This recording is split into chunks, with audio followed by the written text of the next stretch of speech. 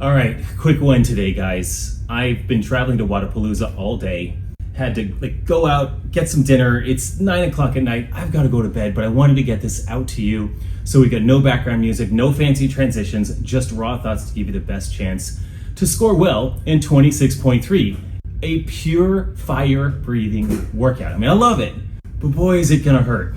So it looks like a sprint, but it's a massive trap because it's lateral burpees, it's cleans, it's thrusters for 16 minutes.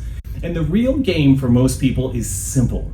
Get as many reps as possible before the cap without blowing up too early. If you're a competitive athlete, this one is sneaky because it doesn't just test the engine and grit, it tests whether you can manage your heart rate long enough to still move the barbell when it matters, especially when the thrusters start getting heavy. And they'll get heavy earlier than you think. Here's the big picture.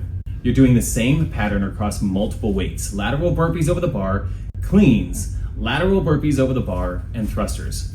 And you do 2 rounds of each before the weight moves up. On paper, it looks fast, but as we saw in the open announcement today, and in reality, it's a controlled suffocation test. Here's why people get wrecked. You start and you feel good. Burpees feel easy. The first barbell feels light and you think, I'm gonna send it. But you're not banking time. You're actually taking out a loan at a disgusting interest rate, and the interest shows up right when the thrusters get spicy and your breathing is already out of control. So the entire goal in this workout is this: never hit the red line early, because once you hit it, you won't recover inside of 16 minutes. A couple of standards to pay attention to just to get these out there. Make sure you touch your chest and thighs on the floor on the burpees. Make sure you're hopping when you get over the bar. I like to step up with my outside foot. I like to hop over. I like to keep things super clean, but also super low. You don't need to do any major movements. Cleans, make them obvious. Don't get cute. Control the rep. Thrusters, 2 things that kill people are depth and lockout. Get below parallel and finish tall overhead. No soft reps. That's it. Don't donate any no reps because that just spikes the heart rate and crushes your momentum. The 3 biggest mistakes I think we're gonna see. Mistake number 1, treating the burpees like a sprint. If you smash the burpees early, you hit the red line early. And hitting the red line early will bite you quickly. Because once you're breathing like that, the cleans get ugly and the thrusters become a death march. Mistake number 2, turning the cleans into an ugly clean, a yanking contest. Bad cleans under fatigue equals grip fatigue, back fatigue, and sloppy reps. Keep the bar close, stay smooth, catch it strong and solid, make sure you get the rep. Mistake number 3, going too big on thrusters at weight number 1 and weight number 2. Especially weight number 2. This is where competitive athletes get emotional. They try to prove something, and then they crawl into weight 3 with literally nothing left. If you want to get deep today, you want to stay disciplined at weight number 2 especially. Here's the strategy to get deep in this thing. From a mindset perspective, I want you thinking about this workout like a long grind with checkpoints. You don't win this by sending anything early. You win this by never stopping completely later. For the burpees are the throttle. If you don't control the burpees, you don't control the workout. Your goal is a pace you can repeat for a lot of reps. So here's what I'm thinking. Smooth down, smooth step up, outside foot first, short, clean hop over the bar, keep moving, no extra steps. Breathe the entire time on burpees. No hero burpees, just relentless, sustainable burpees. A great cue here is breathe first, move second. You hold your breath, you spike, and if you spike, you die. It's simple. Weight number 1, don't get excited. Weight 1 is where people ruin their day. It feels light, it feels fast, and it tempts you to sprint. Don't. For weight 1, I like controlled breaks. Cleans, 5, 4, 3, or even controlled singles if you can keep the bar close and calm and not bouncing all around. For thrusters, 5, 4, 3. The goal is not to be fast, the goal is to keep your breathing controlled and protect your legs. Weight 2 is the danger zone. This is where you'll feel like you should still be sprinting or moving quickly, but your body is quietly accumulating fatigue.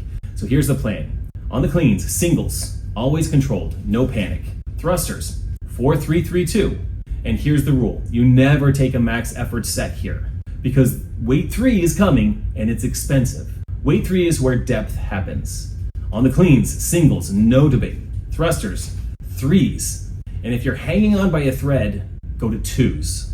This is not about speed. This is about refusing to stand there doing nothing. 1 rep every few seconds beats a full stop every time. For breathing and heart rate management, this is 100% heart rate management for 16 minutes. So I want you using one simple system. On burpees, steady breathing, no breath holds. On cleans, 1 breath pull. On thrusters, exhale through the press overhead, and if your breathing gets chaotic, your movement gets sloppy. If your movement gets sloppy and your breathing gets sloppy, that heart rate is just going to climb and end up in a really bad place.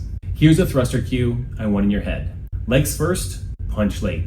Stand up to squat, then finish overhead. If you rush the press early, you blow up your shoulders, and that lockout starts to get soft, and it compounds what you're doing on the burpees. Your transitions are where free reps live. You're not sprinting around like a maniac, but you're also not standing there staring at the bar. Remember, 1 breath, then go.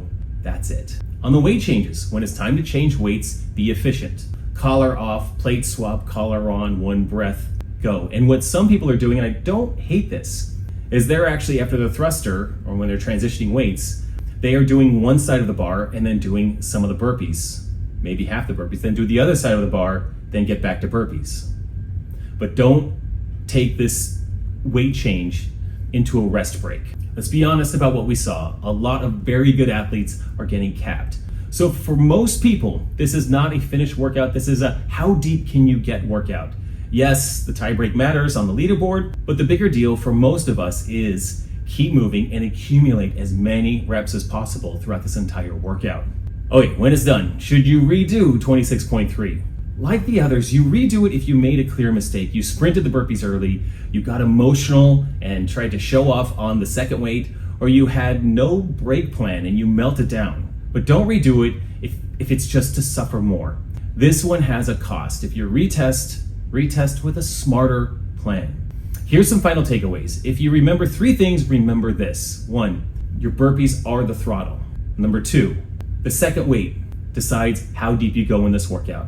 And number 3, the goal for most athletes is reps, not finish time. So keep moving. Every rep matters. Every single rep matters. Drop your score in the comments, total reps if you want, and how this went for you. Any advice would also be appreciated by all of us. And what broke first, like the burpees, the cleans, the thrusters. Anyway, guys, I'm gonna publish this video and I'm gonna go to bed and I'm gonna compete at Wodapalooza tomorrow and I'm gonna do this workout. So I'm excited for all of that, but I'm tired, I'm gonna hit it. If this was helpful, don't forget to hit the like and subscribe button if you'd like to subscribe to the channel.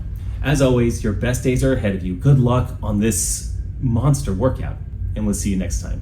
And as always, get bolder, not older. See ya. They say performance has an expiration date, but what if they're wrong? No matter where you start, the goal's the same: to be better, stronger, wiser, bolder. We're here for the relentless, those that don't back down, don't compromise, and don't quit. This is training for Masters athletes by Masters athletes, with a community that holds you steady. So say goodbye to random workouts, because whether you're stepping into following a program for the first time or stepping onto the podium, your journey starts here.